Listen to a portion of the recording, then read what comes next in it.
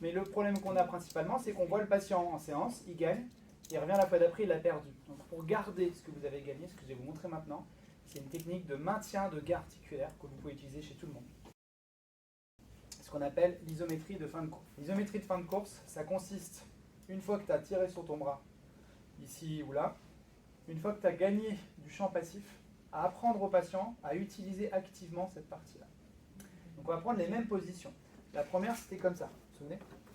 Donc une fois que j'ai gagné en amplitude, je vais me mettre contre un mur et je vais me tourner jusqu'à ce que l'amplitude maximale, je l'ai retrouvée. Et une fois que j'ai l'amplitude maximale, je vais me décoller du mur en essayant de garder l'amplitude.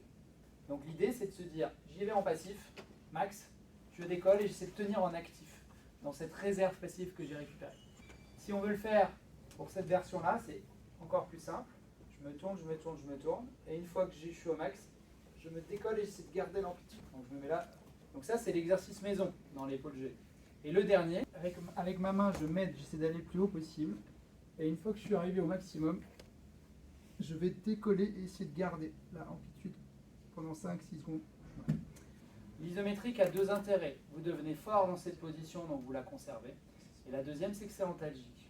Donc l'isométrie de fin de course, c'est la clé pour qu'entre les séances, le gain se maintienne.